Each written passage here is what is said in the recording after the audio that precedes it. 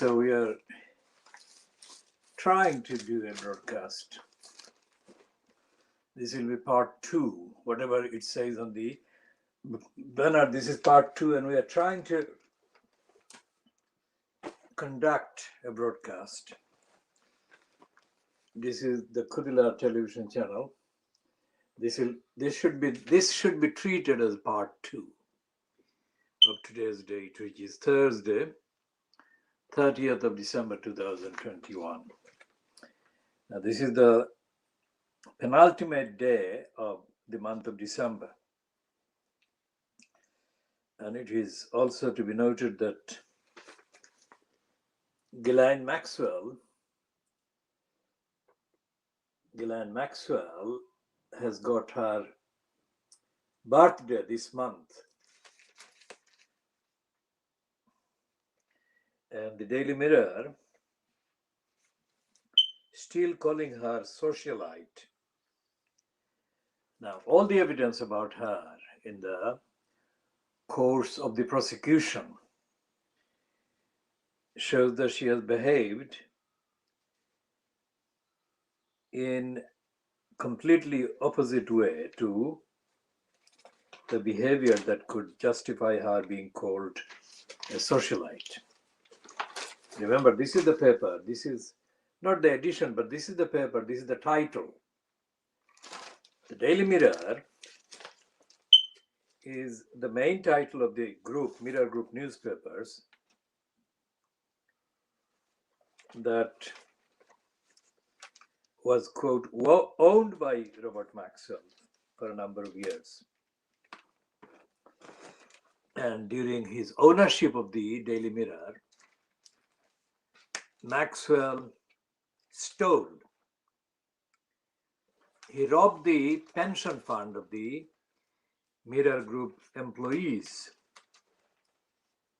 And we shall be having to spend a lot of time in future editions going through the various crimes that Robert Maxwell, Ghislaine Maxwell's father, committed while owning the Daily Mirror Group newspapers. And there are various aspects to his corruption and robbery. But the first aspect of it that we want to point out and highlight, and we shall be doing in the main editions that we are still waiting to broadcast after the kind of repair that needs to be done to our installation and the various technical issues being sorted. After those are dealt with, we shall be broadcasting due lengths of the program that will be able to contain the main kind of statements and evidence and analysis about Ghislaine Maxwell and her father's theft and robbery.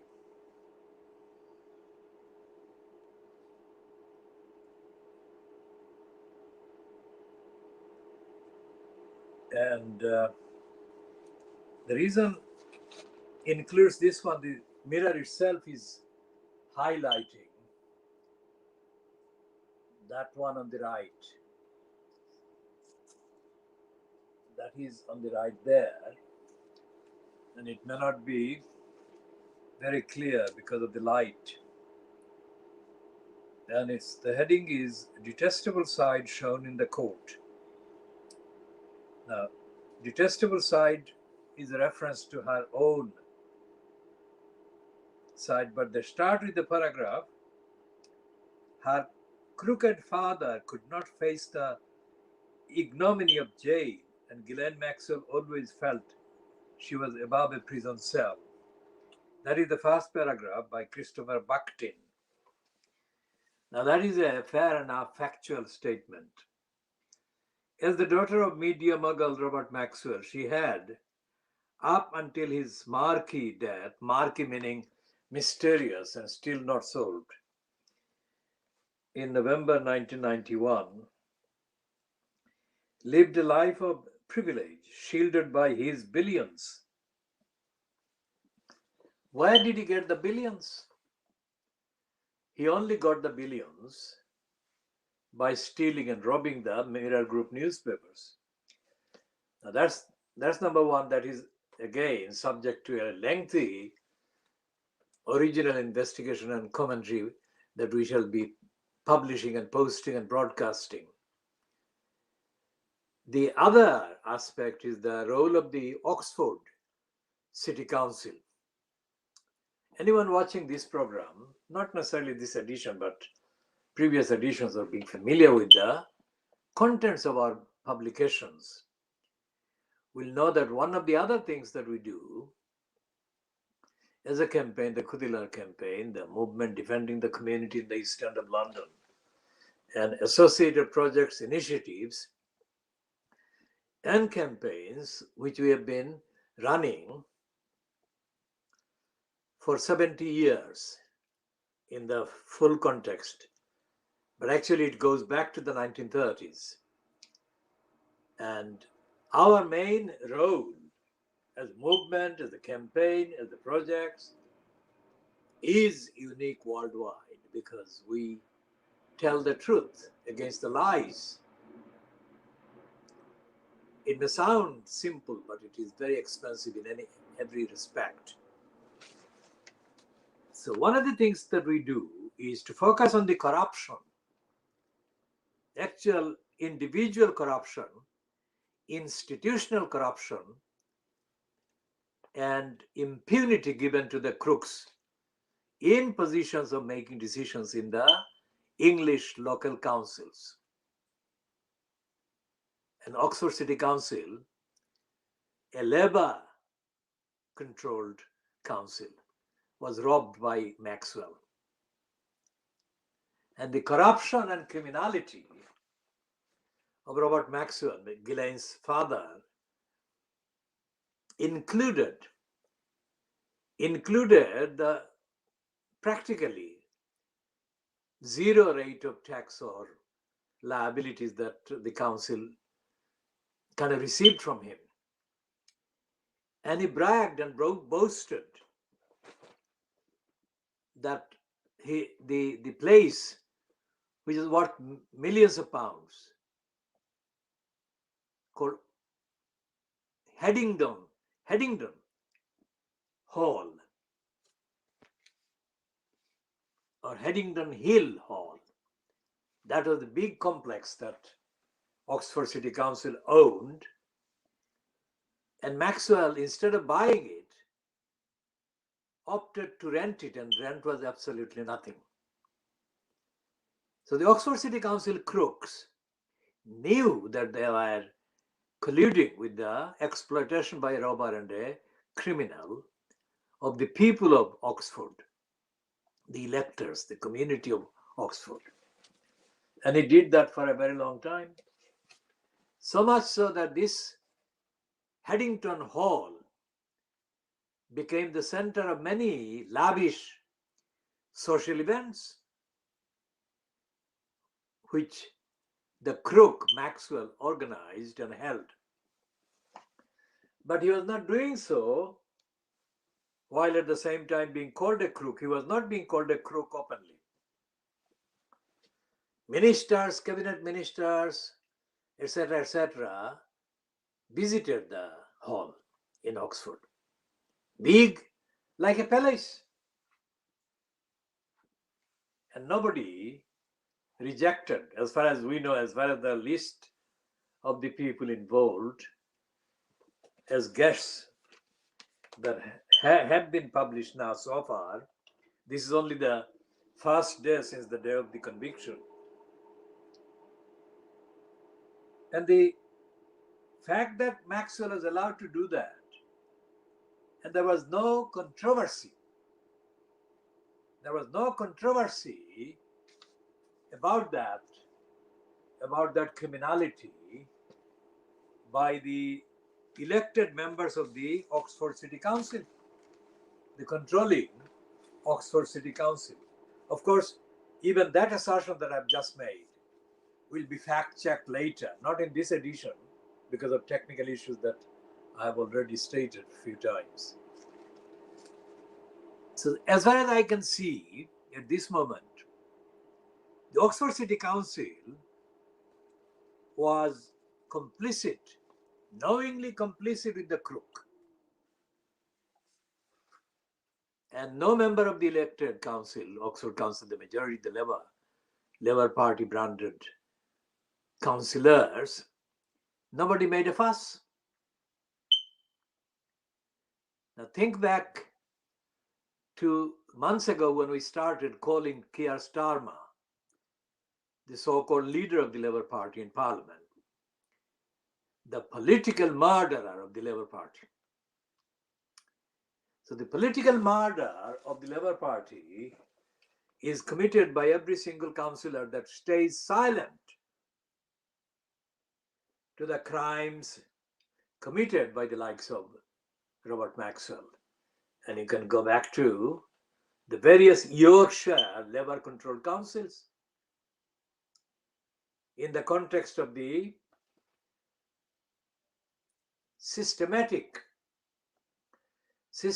sexual abuse carried out by the gangs, mainly the gangs born and brought up in Yorkshire, but born and brought up in Pakistani origin families and backgrounds and environments. Now, of course, those gangsters and rapists, Pakistani origin gangsters, but the targets were mainly white girls. Think about that.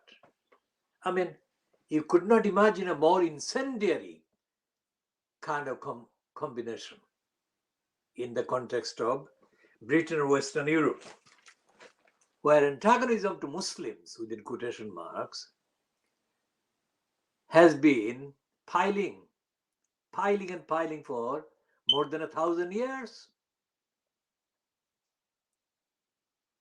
And the antagonism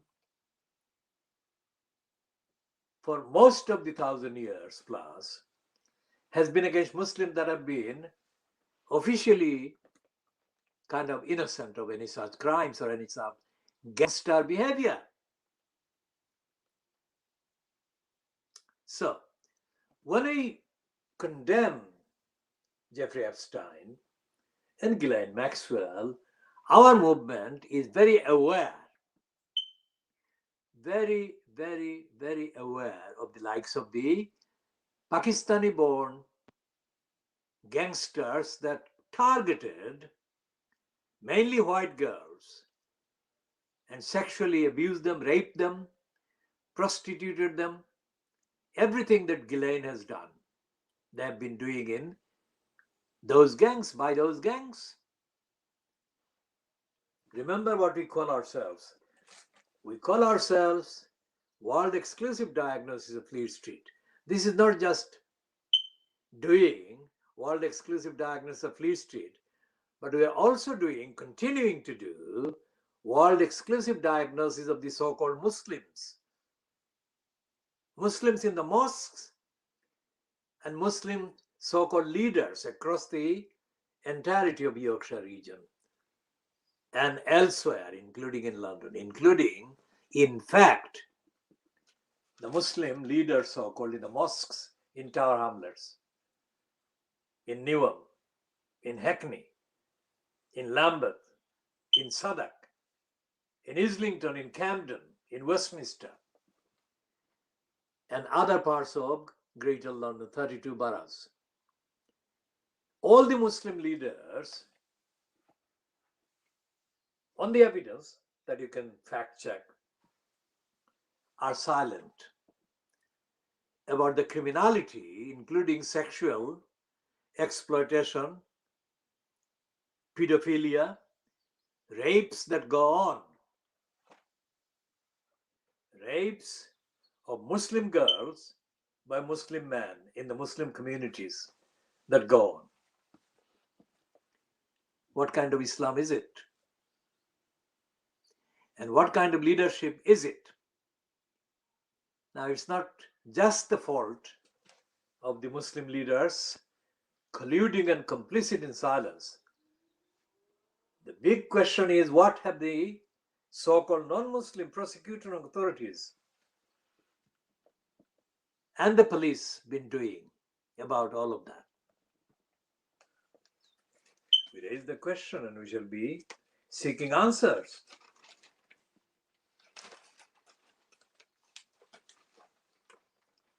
The political leadership of the so-called Muslim population in England, in the rest of the UK, is, as to put a topical phrase used by John Bercow, the last Speaker of the House of Commons before Lindsay Hoyle replaced him. John Bercow said that Boris Johnson was the worst of the 12 prime ministers Bercow had witnessed. And that he said that Boris Johnson was the worst by a country mile.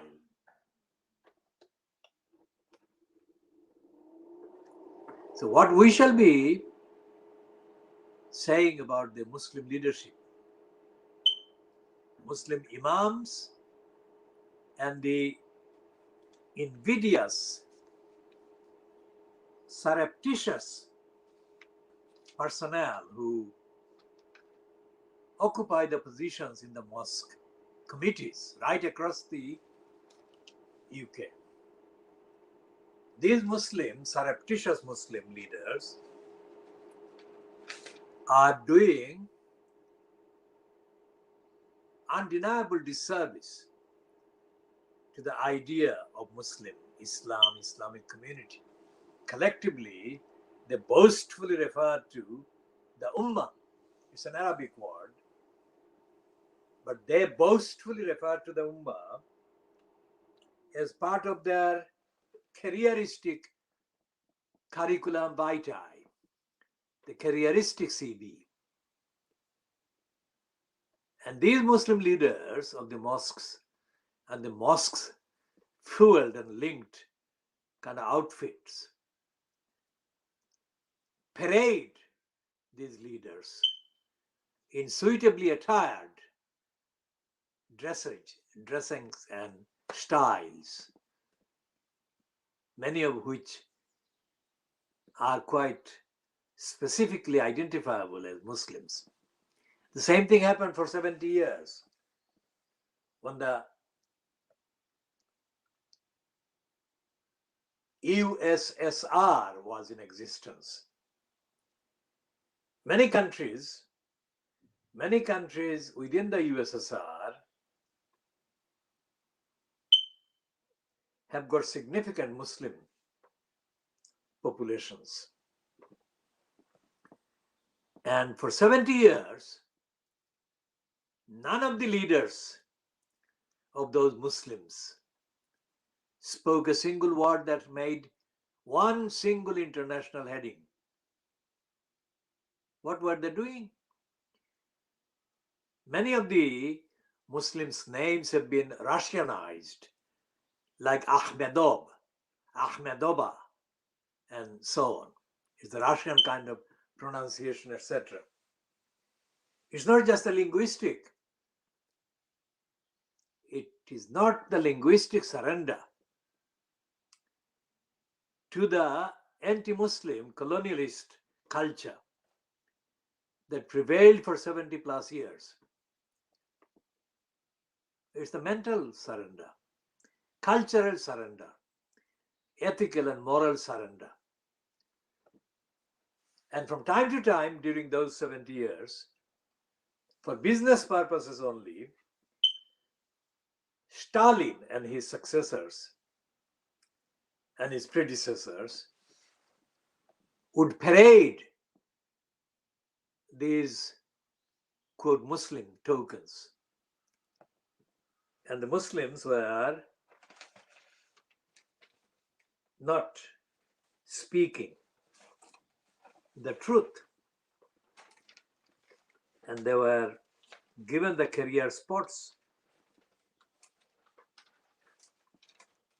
So when we talk about Ghislaine Maxwell and her pedophilia and her pimping,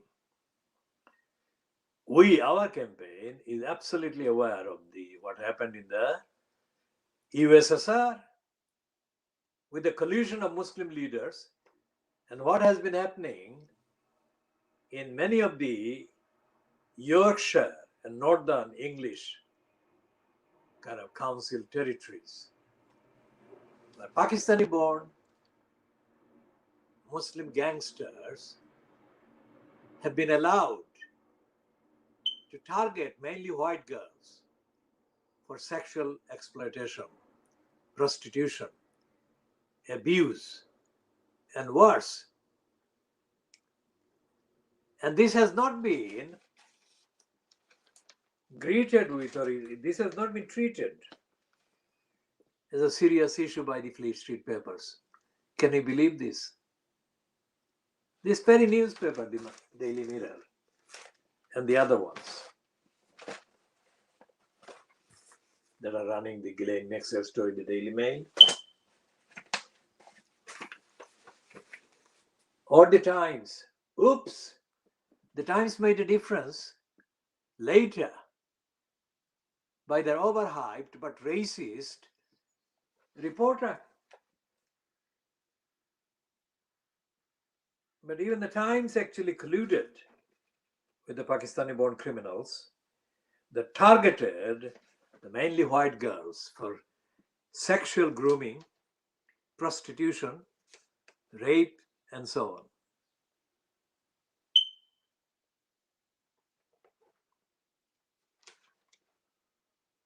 She'll come to that more in a minute. And here is the piece in the Times today. On page 12 of the Times, it's talking about this is the headline. Well, the lighting is reflective, so it may not be visible, but the piece is written by investigations reporter George Greenwood, and it is headed, "Grooming Victims Still Failed by Police." It's the Times is saying this, and the force, that is the police force, fought to keep abuse failure secret. It's not me saying it. So again, the lighting reflection is not very good on this computer that we are having to use. We're not using the computer that we often mainly use. This is an alternative one that we are doing just as a stopgap while we await the resumption of the logistical facilities that we cannot access this minute or for this edition. Now, this is the piece about police failing the victims. So let's read the first few paragraphs. Police have been accused of failing the victims of grooming gangs after an investigation found the force, that is the police force at the center of the Rotherham scandal, was still not recording the ethnicities of suspected child abusers. Now, Rotherham is in West Yorkshire, and we shall come back to Rotherham again later. Now, this one says, this is the reporter George Greenwood, investigation reporter, saying, a secret intelligence report showed South Yorkshire police, the South Yorkshire includes Sheffield, to which we shall return. A secret intelligence report showed South Yorkshire police disregarding basic details of child sex offenders. Nearly a decade after the Times revealed widespread abuse in the town, largely by men of Pakistani heritage. Now, when it refers to nearly a decade after the Times revealed, they're referring to a one off thing that wasn't something that the Times had been doing. So, it's a report that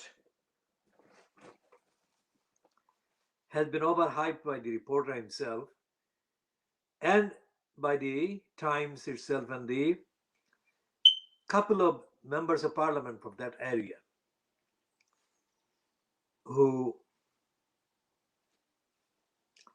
have politically kind of benefited from the Times's disclosure. Now, the Times, since that particular event, that is the Times publishing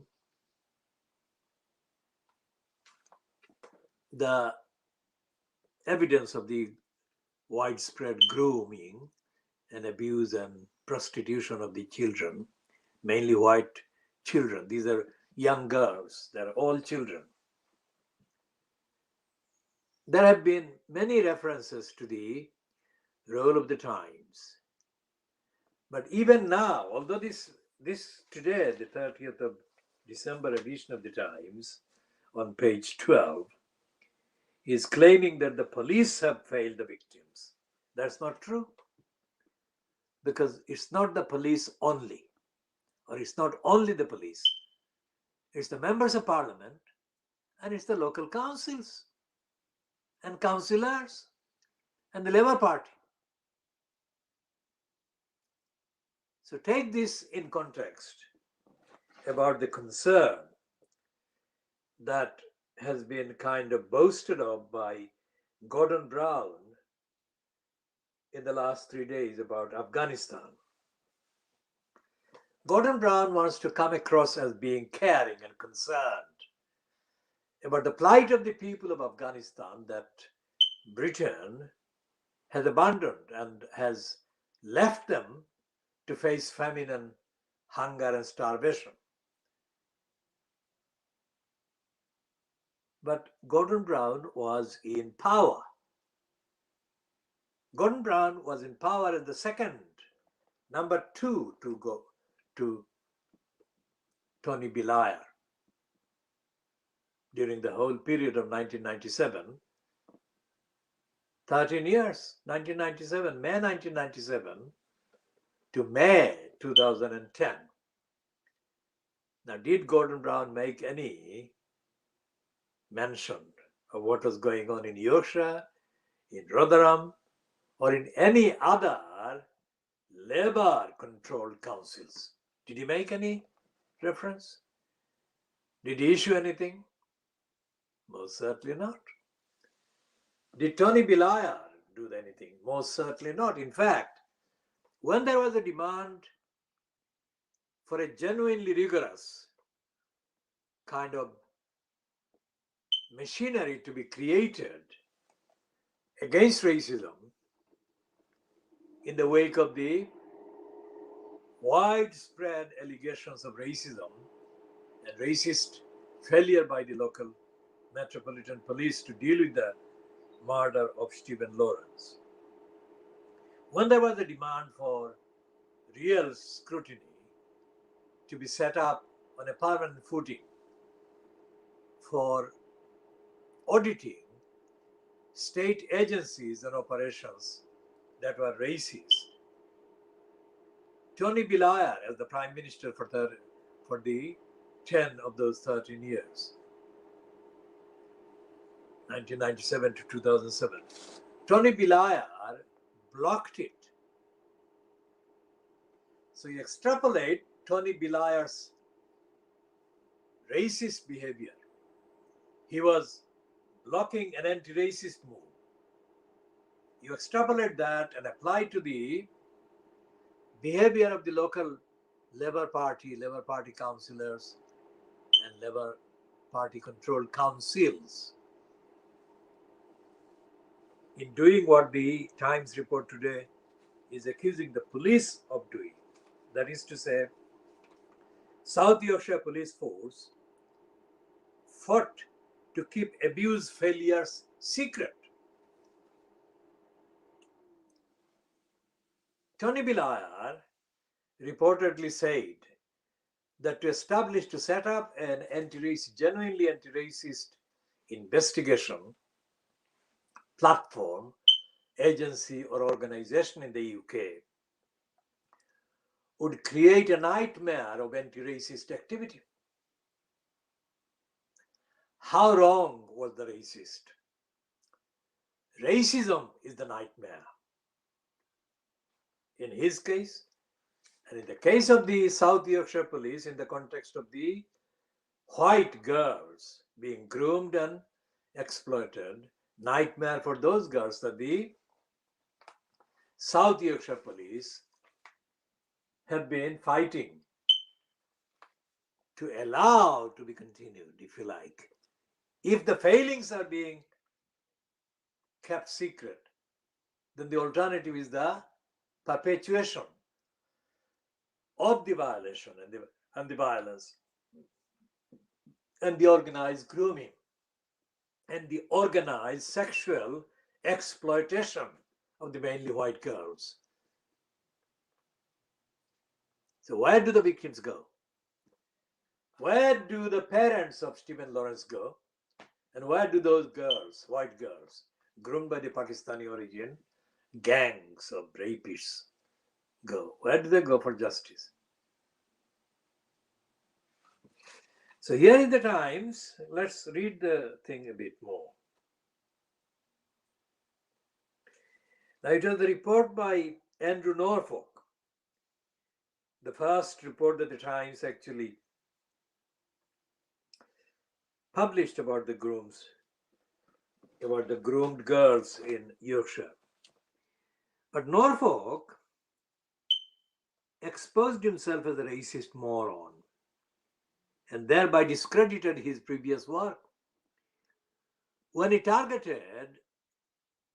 wrongly targeted a family of Muslims, foster parents in Tower Hamlets,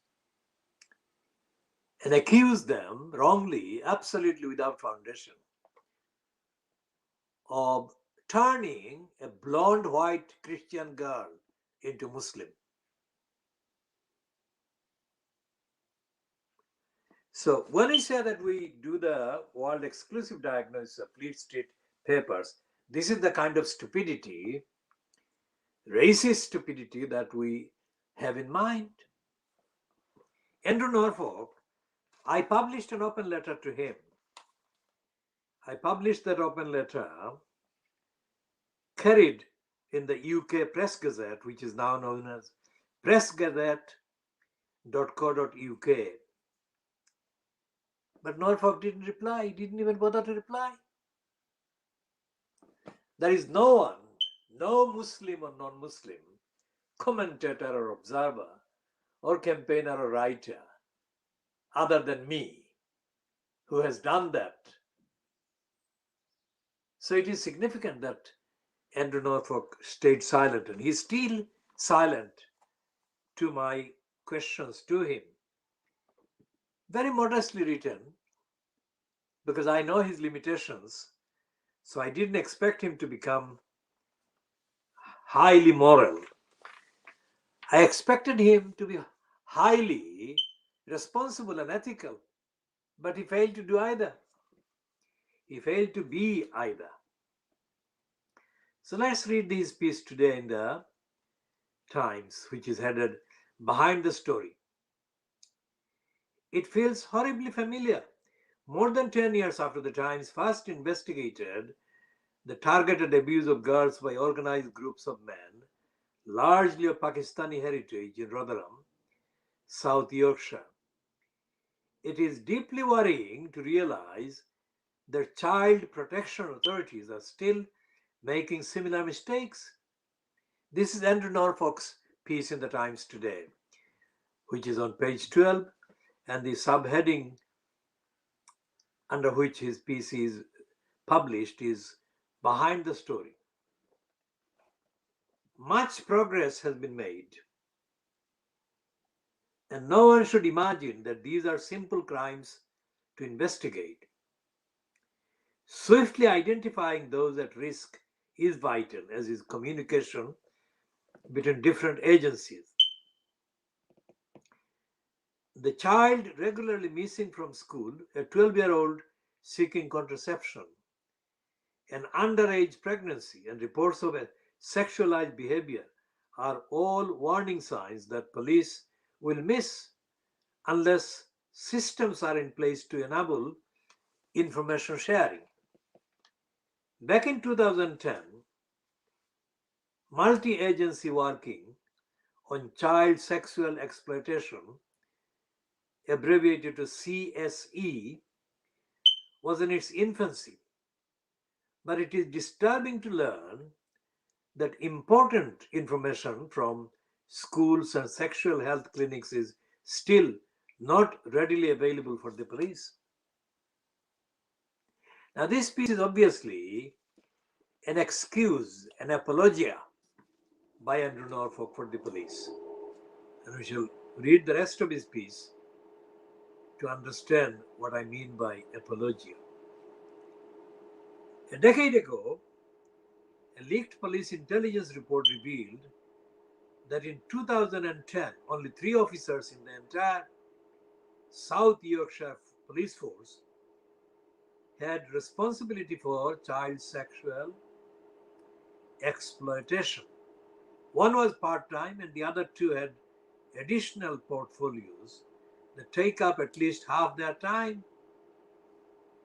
Fast forward to 2019, and it was felt that fewer CSE cases were being identified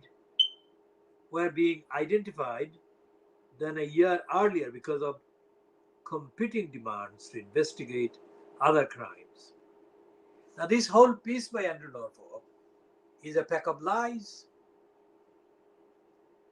Andrew Norfolk, by his own kind of record, he may be the chief investigative reporter for the Times, but he is a very narrow-minded, not very bright individual. Especially someone who doesn't have a competent understanding of the operations of this UK state and its agencies. And he doesn't seem to have any knowledge about constitutionality. And he doesn't seem to understand the corruption of the judicial process. I've said that in between because I'm continuing reading his piece. Fast forward to 2019, and it was felt that fewer sexual exploitation cases, child sexual exploitation cases were being identified than a year earlier because of competing demands. In 2010, any reference to the ethnicity of offenders seemed taboo. Now that's a lie. There is no such thing as a ban on referring to the ethnicity of the criminals by the police. Why do I say that? Because most of the convicted Pakistani or Bangladeshi origin criminals are identified as Bangladeshi in the reports of the publications of the reports in the Fleet Street papers. Where do they get this reference to the identity of the ethnicities of these criminals? Of course, from the police. So Andrew Norfolk is lying when he says that before in 2000, any reference to the ethnicity of offenders seemed taboo. There is a clever, crafty word before taboo. Seemed. He doesn't say seemed to who. So what he's suggesting that it was taboo, but he's not offering any evidence supporting that claim that it was taboo. Where did he see that? What report? Will he cite it? Will he publish it? Will he name the source? No way. Because Andrew Norfolk is himself engaged in creating his own list of taboos. That is to say, he's not going to be held to account to substantiate with evidence his insinuation, which is to serve and enforce and reinforce the racist prejudice against all the Pakistanis, not the criminal gangs, but all the Pakistanis. Now, that is a very different, very significant difference, that one. And it extrapolates to the inclusion of all the Muslims,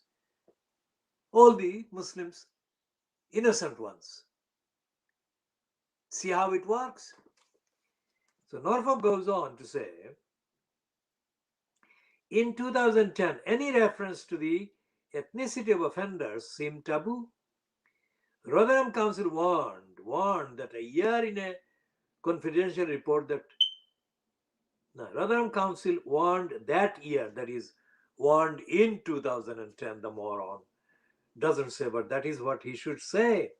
Warned in that year or in 2010 in a confidential report that such crimes had sensitivities of ethnicity with potential to endanger the harmony of community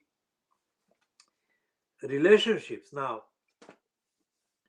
not one Pakistani origin thief, burglar, arrested has been shielded by this alleged taboo.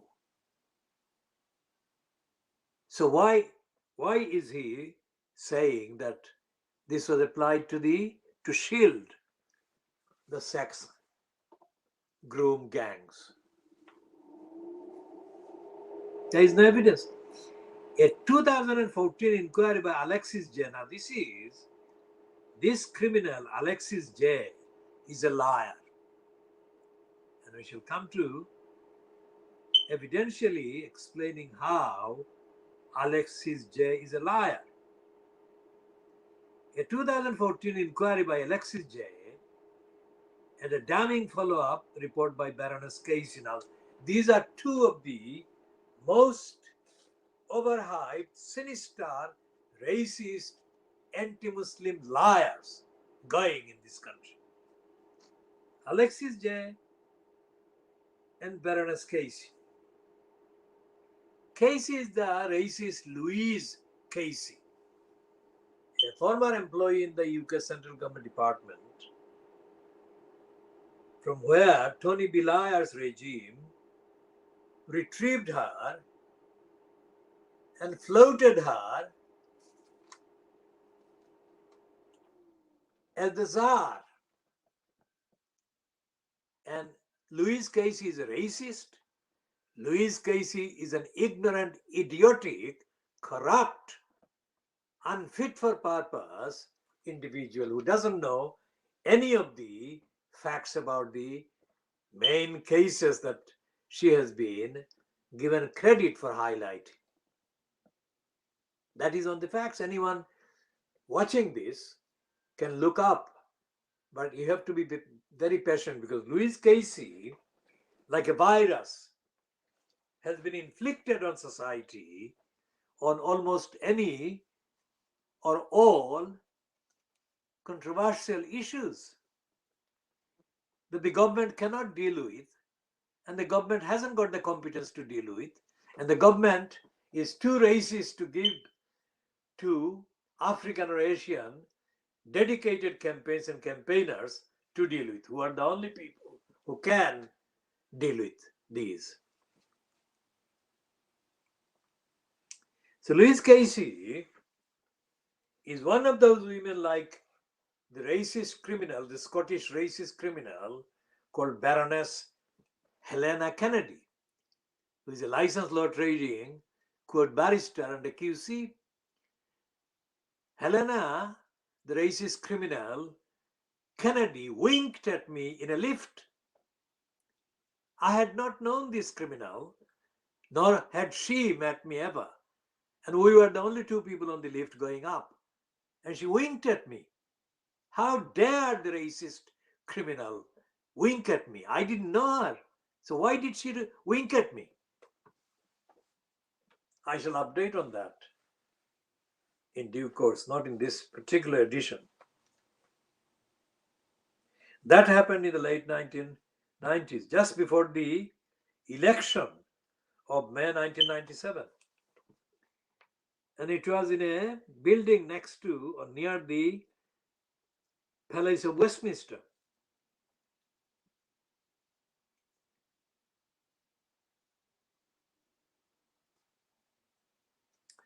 So, Louise Casey is being described as Baroness Casey of Blackstock.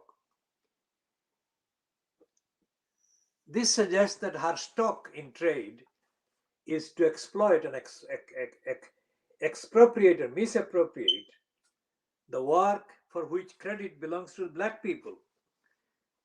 That is the black stock. But of course, this use of black stock is not about that. She won't admit to what I'm saying. She should admit. So a 2014 inquiry by Alexis J. and a damning follow-up report by Baroness Casey of Blackstock were supposed to have swept away such attitudes. What mattered in a nation where the vast majority of child sex abusers are white British men was to understand whether, and if so, why, men from one minority community were overrepresented. Now that's a legitimate statement Andrew Norfolk makes in that paragraph. Recording the ethnicity of offenders and victims was deemed essential. Yet in 2019, the South Yorkshire force was still failing to record the ethnicity of most child sex exploitation suspects. Some lessons, it seems, are yet to be learned. Now, that is all that Andrew Norfolk is saying there, and that is stupid. Why? Because he is leaving out the role of the press, and is leaving out the role of the actual investigative reporters, and is leaving out the role of the parliament, the elected democratic so-called parliament, and is leaving out the role of the members of parliament, and is leaving out the role of Priti Patel, who is mentioned in the wider article there, and I'll come to read that one about Priti Patel.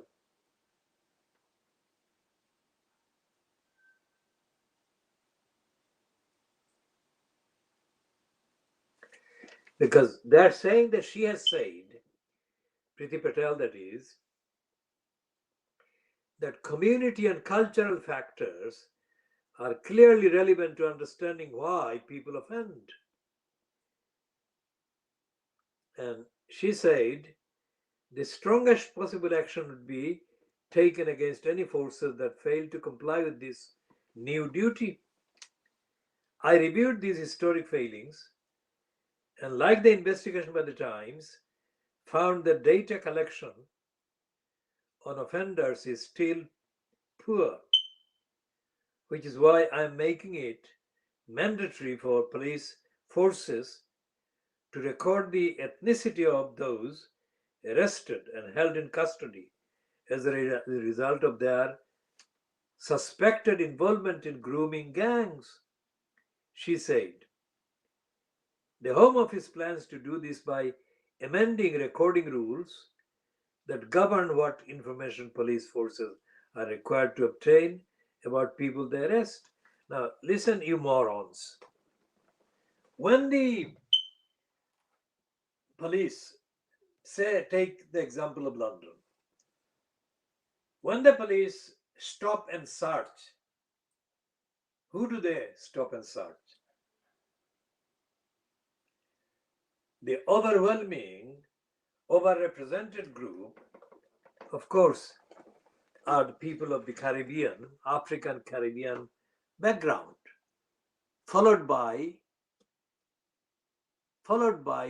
very closely followed by the ones of African Asian backgrounds. Then it's the white backgrounds. Why do they stop and search? The overwhelming majority of their targets of stop and search are of African Caribbean background, young men. Why? That shows that they have got a particular tendency to suspect people of particular ethnicities. Where do they get that? It cannot be purity and innocence and complete absolute objectivity, disregarding any ethnic identity of those they stop, harass, search, and intimidate. If they can do that, why can't they do that about the sexual grooming gangs? And that excuse that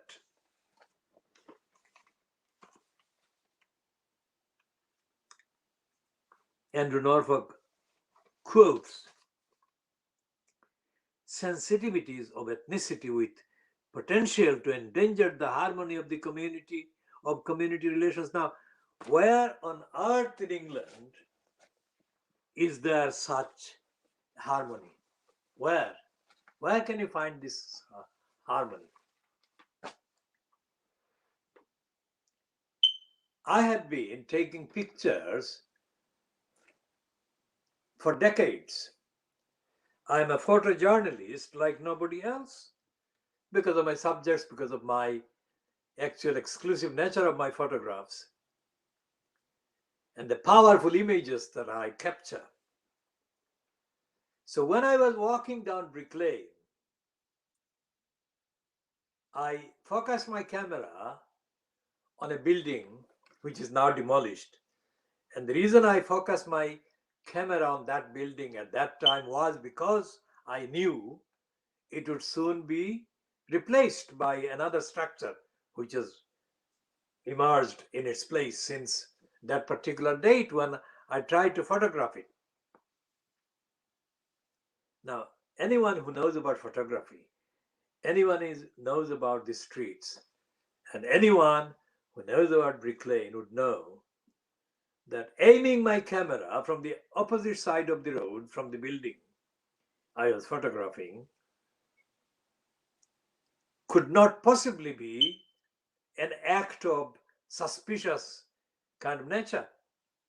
And yet two white policemen stopped me and wanted my details. And in fact, they took my date of birth, my home address, which is itself kind of moving. And then one of the others said to me that if I didn't kind of comply with the command of his colleague, then his colleague, would get me on a terrorist offense. Can you believe that? I was only taking a picture of the front of the building that has now gone, and that is the reason I wanted to keep that picture of that building as it looked at that time. And his friend openly told me that if I didn't do as his colleague was demanding I did, then his colleague would charge me with a terrorism offense. How stupid. And who is monitoring these people? Who is holding these people to account? taking a picture of a building in Brick Lane is a terrorist offense. That's what he would make up, and he would charge me for that. I have been defending Brick Lane since way before this particular police or those two of them were born biologically.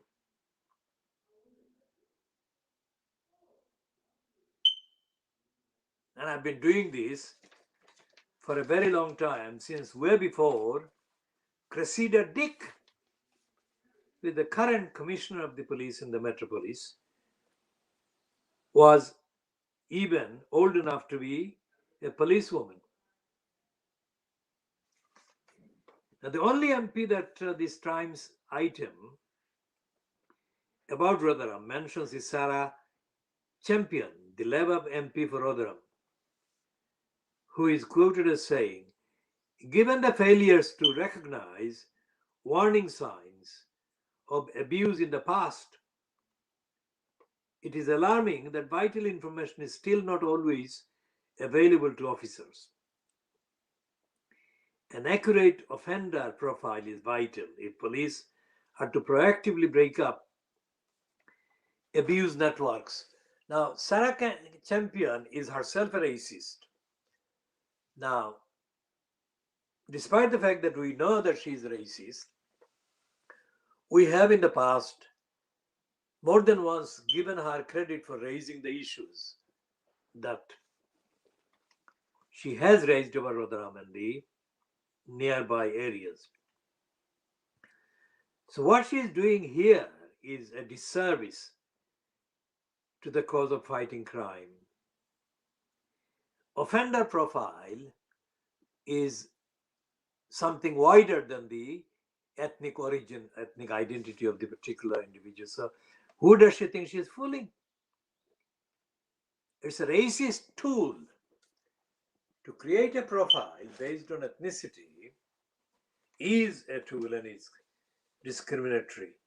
But the reason why the police don't keep, as they claim, the records of ethnicity is nothing to do with not offending people, not offending communities, not offending the sensitivities.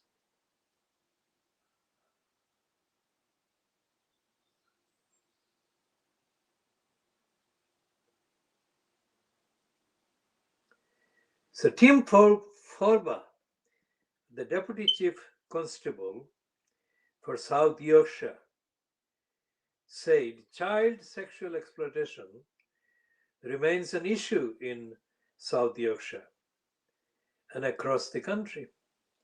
Our understanding of this type of offending has developed considerably since the Jay report in 2014.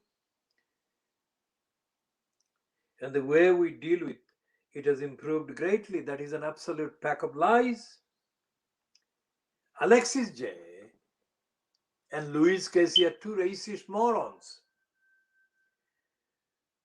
Ferber also said the police force had procured a new missing persons system. One of the issues raised in the report.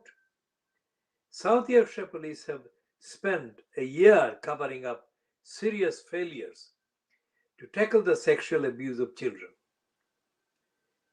A request for copies of the force's internal child sexual exploitation intelligence reports was first made in August 2020. South Yorkshire Police initially said it did not receive the request due to an IT blip. That was a lie. Then that it could not provide copies of reports over a 10-year period, despite many other forces being able to, because it would be too expensive. Now this is again a litany of lies. Now who is actually holding to account the police for that kind of lying and abuse and misuse? The force rejected a reduced request, rejected an appeal against this refusal, And only after two appeals to the Information Commissioner Office, the transparency regulator disclosed heavily redacted copies of the reports. A third regulatory appeal over the extent of the redactions is continuing at this date. The force admitted in internal emails that it was trying to block disclosure. Freedom of information requests show. One officer said, I think we need to stick to our guns, as to do anything else would create an unwelcome precedent. So the police are openly hiding the truth.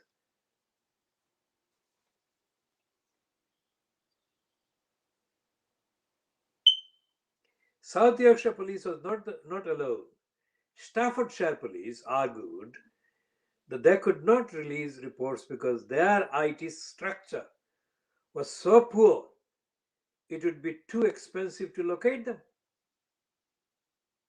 Other forces admitted failures after transparency disclosures ordered by the Information Commissioner included Nottinghamshire Police, which highlighted a lack of training and specialist officers.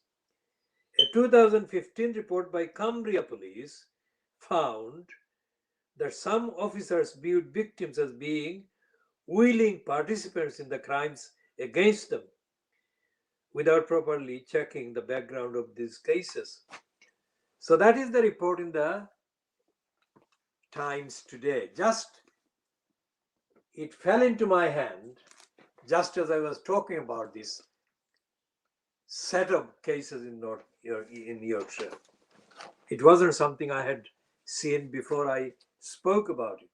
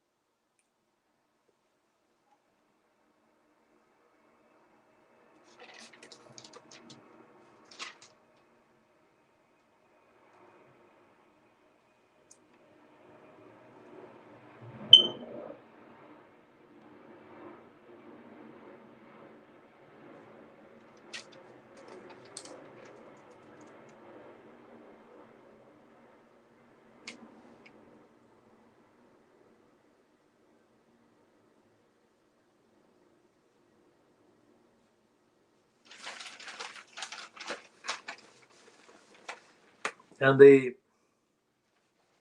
Fleet Street papers today, including the Times, of course, have got a sample of the National Archives release about